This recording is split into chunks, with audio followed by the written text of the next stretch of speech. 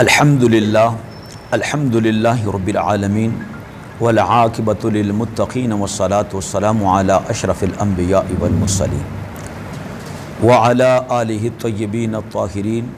وعلی اصحابہ الہادین المہدیین وبارک وسلم علیہ.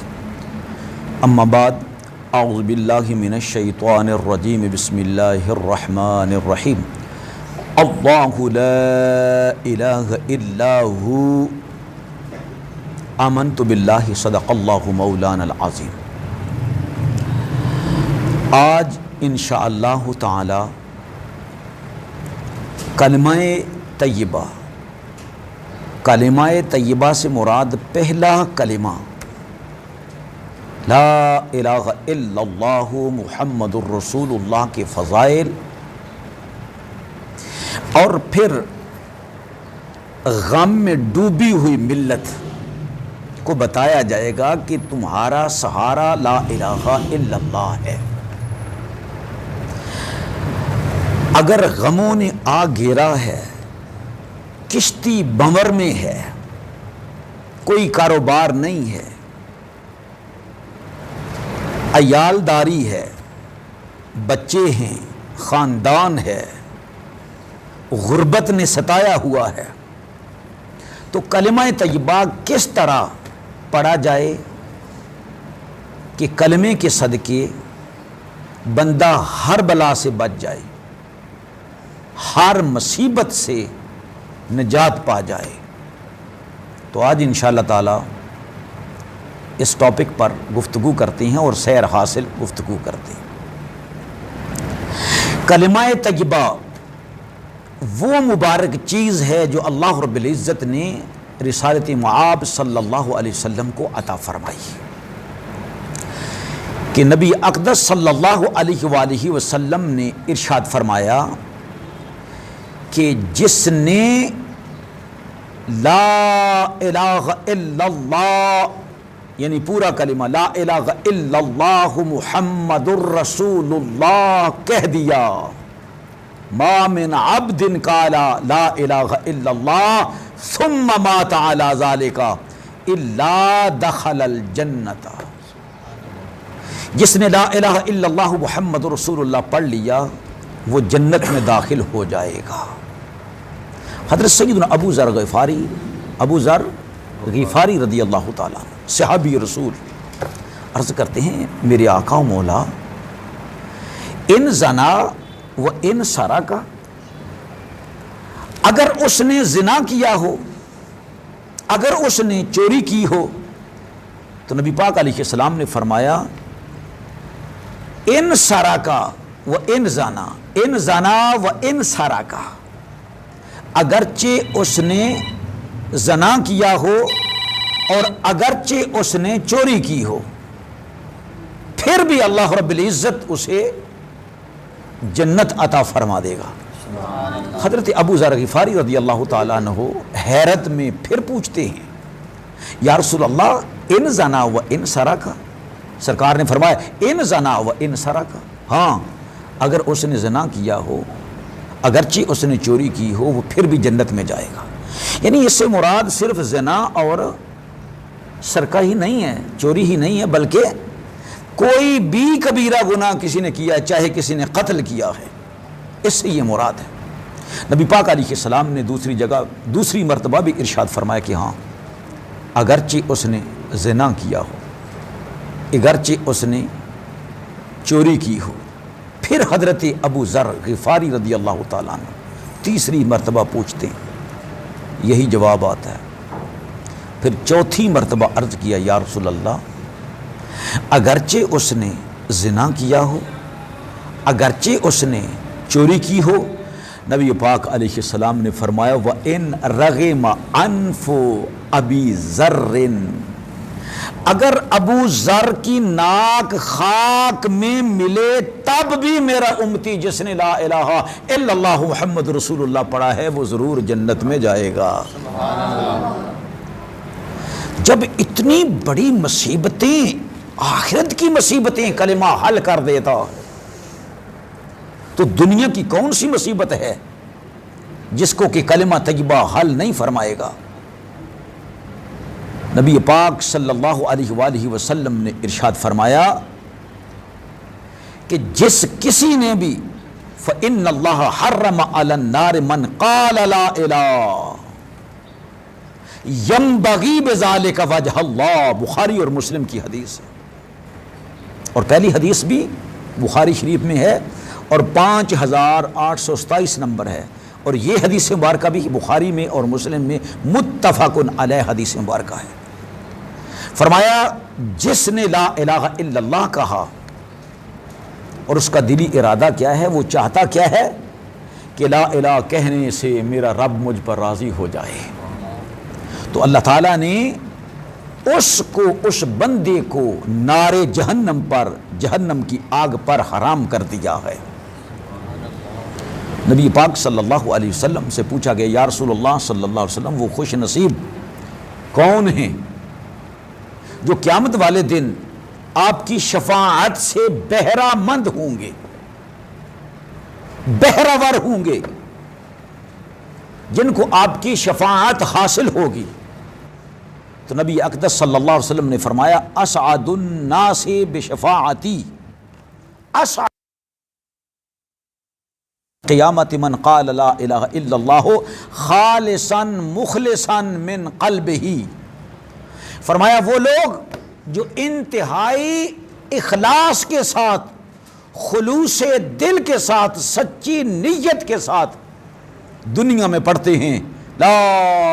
الہ الا اللہ محمد الرسول اللہ، ہر اس بندے کی شفاعت مصطفیٰ کریم علیہ السلام فرمائیں گے جس نے زندگی میں سچے دل کے ساتھ لا الہ الا اللہ محمد الرسول اللہ صلی اللہ علیہ وسلم پڑھا ہے۔ ایک اور حدیث مبارکہ، یہ حدیث مبارکہ بخاری شریف میں ہے، ایک اور حدیث مبارکہ ہے کہ رسول اللہ صلی اللہ علیہ وسلم فرمایا ما من احد یشہد،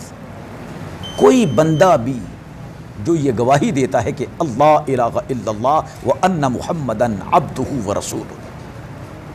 اللہ کے سوا کوئی عبادت کے لائق نہیں اور محمد صلی اللہ علیہ وسلم اللہ کے رسول ہیں اور اللہ کے بندے ہیں، صدقاً من قلبہ الا حرمہ اللہ علی النار، سچے دل سے، یہ لازم ہے کہ سچے دل سے کہیں، جھوٹے دل سے نہیں۔ جھوٹے دل سے تو اگر مشرک بھی، عیسائی بھی، یہودی بھی، ہندو بھی لا الہ الا اللہ محمد رسول اللہ کہتا ہے اور کہتے بھی ہیں تو وہ مسلمان تھوڑے ہو جاتے ہیں، وہ کافر کے کافر ہی رہتے ہیں جب تک وہ اس نیت سے نہ کہیں کہ ہمارا دل گواہی دے رہا ہے، وہ اس گواہی کی تصدیق کر رہا ہے اور ہماری زبان یہ گواہی دے رہی ہے، ہم ایمان لا رہے ہیں اس بات پر اور گواہی دے رہے ہیں کہ اللہ کے سوا کوئی عبادت کے لائق نہیں ہے اور محمد صلی اللہ علیہ وسلم اللہ کے رسول ہیں۔ جب ایسا کہہ دیا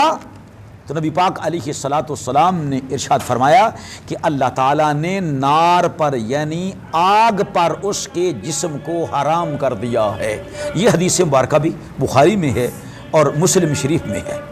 لیکن دل سے محبت کے ساتھ، الفت کے ساتھ اور روتے ہوئے، گریہ و زاری کرتے ہوئے لا الہ الا اللہ محمد رسول اللہ پڑھنا ہے۔ جیسے کہ ڈاکٹر اقبال رحمۃ اللہ علیہ نے، علامہ اقبال فرماتے ہیں خرد نے کہہ بھی دیا لا الہ تو کیا حاصل، دل و نگاہ مسلمان نہیں تو کچھ بھی نہیں۔ اگر دل و نگاہ مسلمان ہوں گے تو تب لا الہ الا اللہ محمد الرسول اللہ کہنا فائدہ دے گا۔ حضرت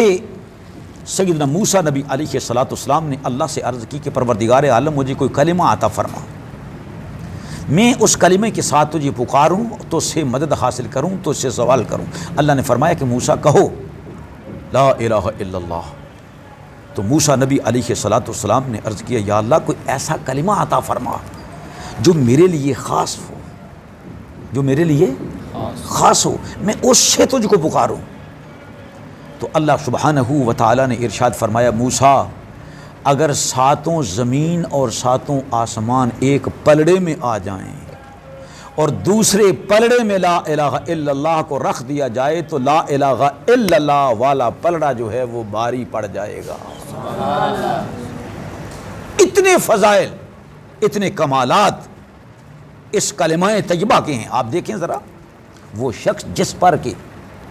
دوزخ فرض ہو چکی ہوتی ہے، واجب ہوتی ہے، لیکن اللہ تعالیٰ اس کو توفیق دیتا ہے، وہ سچے دل سے لا الہ الا اللہ پڑھ لیتا ہے اور محمد رسول اللہ پڑھ لیتا ہے، بس یہ کلمہ طیبہ کہنا ہی ہے، موت واقعہ ہو گئی تو وہ کہاں گیا ہے؟ وہ سیدھا جنت میں گیا ہے، وہ سیدھا کوئی عمل بھی اس نے نہیں خیر کا کیا، صرف لا الہ الا اللہ محمد رسول اللہ پڑھا ہی ہے کہ ساتھ ہی موت آ گئی، تو کیا ہوا؟ وہ فوت ہو گیا تو سیدھا جنت میں جائے گا، سیدھا جنت میں جائے گا۔ نبی پاک صلی اللہ علیہ وسلم نے ارشاد فرمایا کہ آسمان 7 زمینیں 7 اگر ایک پلڑے میں ہو جائیں اور دوسرے پلڑے میں لا الہ الا اللہ محمد رسول اللہ کو رکھ دیا جائے تو کلمہ طیبہ والا پلڑا بھاری ہو جائے گا۔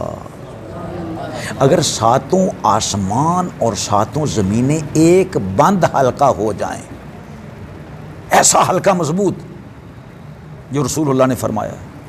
اس سے مراد اتنا بڑا حلقہ مضبوط ہو جائے کہ اس کو توڑنا کسی کے بس کا بات نہ ہو، تو حضور فرماتے ہیں، سنیں، ارشاد فرمایا تو لا الہ الا اللہ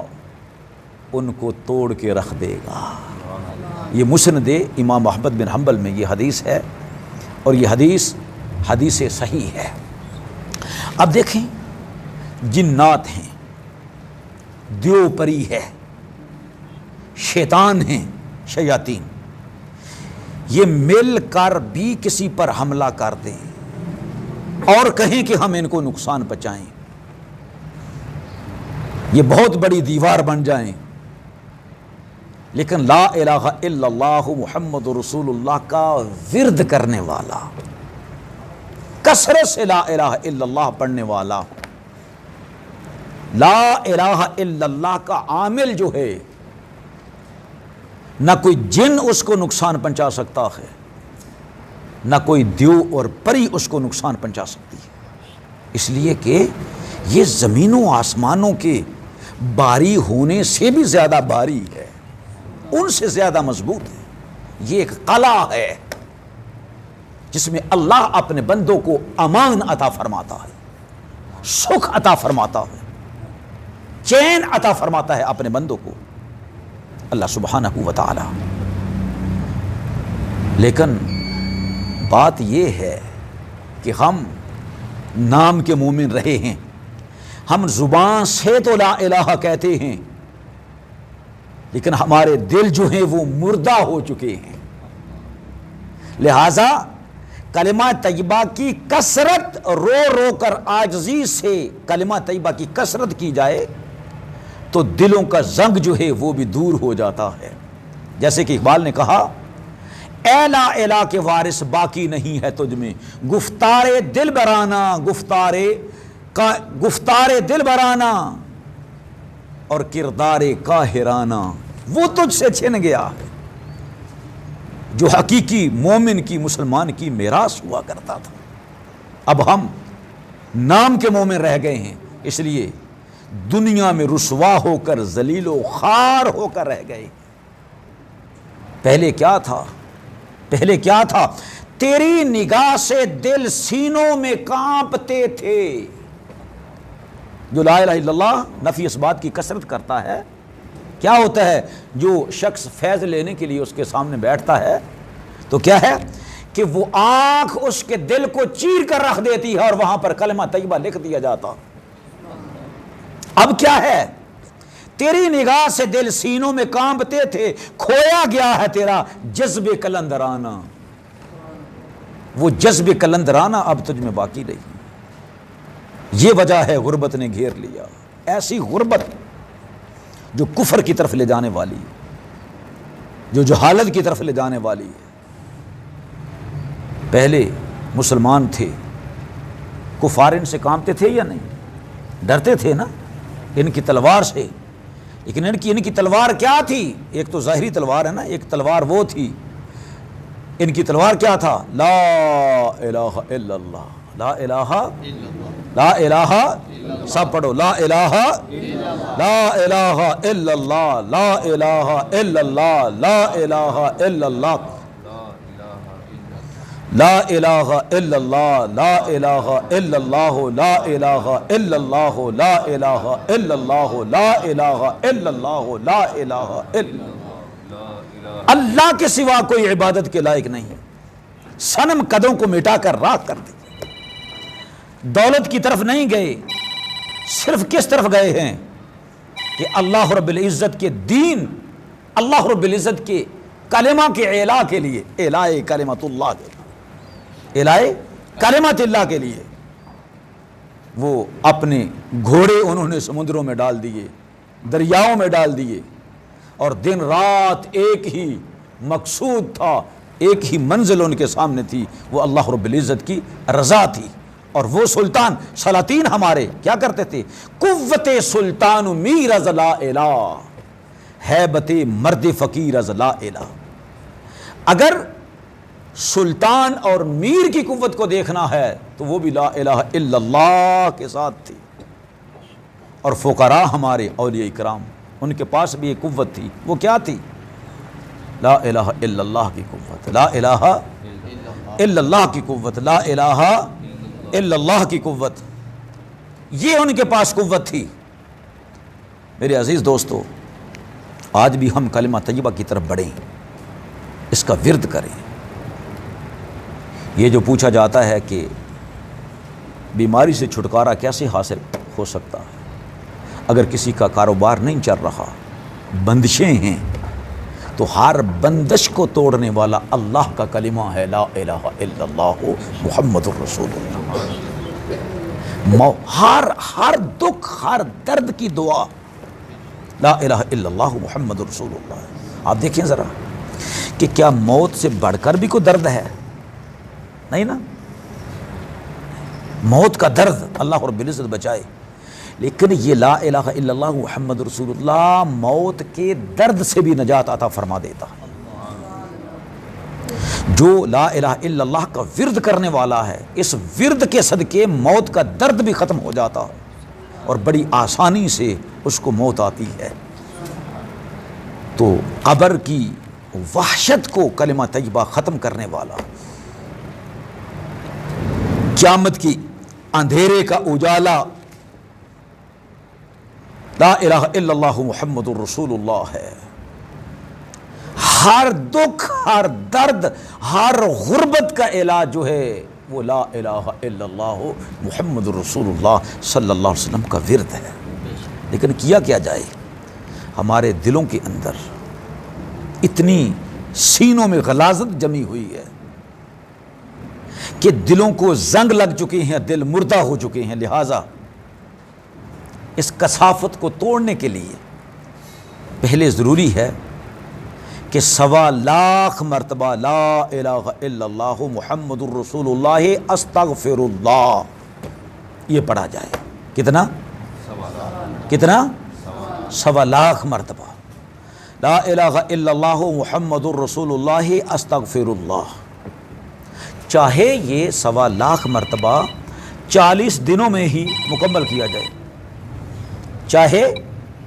40 دنوں کے اندر ہی لا الہ الا اللہ محمد رسول اللہ استغفر اللہ اس کو مکمل کیا جائے، اور جب 100 کا عدد پورا ہو جائے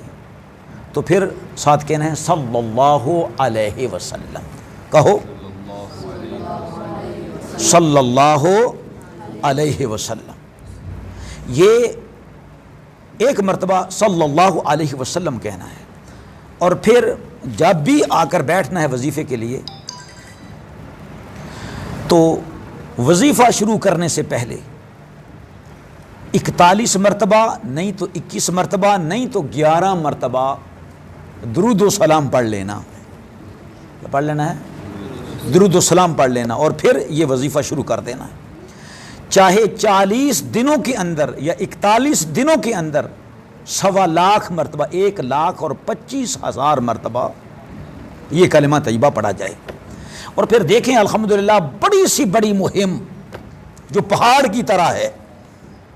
ہمارے بس میں نہیں ہے، ہم کہیں کہ پہاڑ کو ہم کیسے الگ کر سکتے ہیں۔ قتل کا مقدمہ کسی پر ناحق پڑ گیا ہے، کوئی معاشرے میں ذلیل و خوار ہو گیا ہے، کوئی کسی قسم کی مصیبت بھی کسی پر آن پڑی ہے، تو لا الہ الا اللہ محمد رسول اللہ سے ٹل جائے گی۔ کتنی مرتبہ پڑھنا ہے؟ 1.25 لاکھ مرتبہ لا الہ الا اللہ محمد رسول اللہ پڑھنا ہے۔ پھر اس کے بعد 41 دن تک روزانہ 1000 مرتبہ پڑھنا ہے، لا الہ الا اللہ محمد رسول اللہ استغفر اللہ۔ پڑھیں، لا الہ الا اللہ محمد رسول اللہ استغفر اللہ، سچے دل سے، صدقے دل سے یقین رکھتے ہوئے کہ اللہ تعالیٰ میری مصیبت کو دور کر دے گا، میرے کاروبار کی جو الجھنیں ہیں، رکاوٹیں ہیں، ان کو اللہ تعالیٰ دور فرما دے گا اور انسان غنی ہو جائے گا، انسان غنی ہو جائے گا۔ اور غنی کون ہوتا ہے؟ جس کو اللہ کسی کا محتاج نہ ہونے دے، کسی کا، اس کی ضرورت، جو ضرورت ہیں اس کی، وہ پوری ہوتی جائیں، وہ بندہ خود حیران ہو جائے کہ غیب سے مجھے رزق مل رہا ہے۔ اللہ تعالیٰ تقوی عطا فرمائے، اللہ طہارت عطا فرمائے، اور چاہیے کہ زیادہ سے زیادہ دیر باوضو رہا جائے، جب وضو ٹوٹے تو جا کر وضو کر لیا جائے، اور خصوصاً اس وظیفے کے دوران کہ جتنی 1,25,000 کی مقدار ہے، اس مقدار کو پورا کرنے کے لیے جو وقت ہے، اس وقت کے اندر اکثر وہ باوضو رہا کرے، جب بھی وضو ٹوٹے وہ وضو کر لے، وہ وضو کر لے۔ اللہ رب العزت اس بندے کو اپنی رحمت کے کلے میں اپنی رحمت کا سہارا عطا فرمائے گا، اور بندہ واقعی محسوس کرے گا کہ اب مجھے کوئی ڈر، کوئی غم نہیں ہے، کیونکہ میرے رب نے مجھے اپنی رحمت کا سہارا دے دیا، میرے رب نے مجھے اپنی رحمت کا سہارا دے دیا۔ لیکن اس کے اندر جو لازم چیزیں ہیں جن کو ہم نہیں دیکھتے ہیں، وہ کیا ہیں؟ وہ یہ ہیں کہ رزق حرام کا ہو، رزق حرام کا ہو، یا رزق حلال بھی ہو لیکن حرام چیزیں کھاتا پھرے، نعوذ باللہ من ذالک، شراب پیتا پھرے، ٹھیک ہے، حرام جس کو شریعت مطہرہ نے کہا کہ یہ چیز حرام ہے، وہ اس کو کھانے والا ہو، والدین کا نافرمان ہو، اپنے رشتے جن کو اللہ رب العزت نے باندھنے کا حکم دیا ہے ان کو توڑنے والا ہو، ٹھیک ہے جی، چغل خور ہو، کبیرہ گناہوں سے نہ بچنے والا ہو، اور وظیفہ بھی کر رہا ہے لیکن اللہ رب العزت اس کے وظیفوں کو قبولیت کا شرف عطا نہیں فرماتا، قبولیت کا شرف عطا نہیں فرماتا۔ اس لیے چاہیے کہ انسان 5 وقت کی نماز ادا کرے، رزق اس کا صالح ہو، پاک ہو اور طیب ہو، ٹھیک ہے جی، حرام کے رزق سے بچنے والا ہو، اور اگر رزق حلال کا نہیں ہے تو پھر کیا کرے؟ پھر اس طرح کرے کہ وظیفے کے دوران کسی سے ادھار لے لے، اور جو پاکیزہ رزق ہے جو اس نے ادھار لیا ہے اس پر اپنا گزارا کرے، اور اس کو اس کے دوران کھائے، اور رو رو کر دعا مانگے کہ پروردگار عالم، میں غریب ہوں، میں مسکین ہوں، اے اللہ تو مجھے وافر مقدار میں عطا فرما تاکہ میں خود بھی کھاؤں، میں دوسروں کو بھی کھلاؤں، اے پاک پروردگار عالم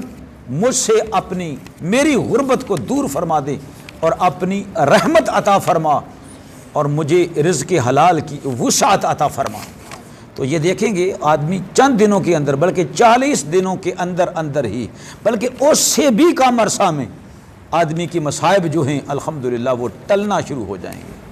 بندہ جو ہے وہ اللہ کے فضل و کرم سے اللہ کی امان میں آ جائے گا۔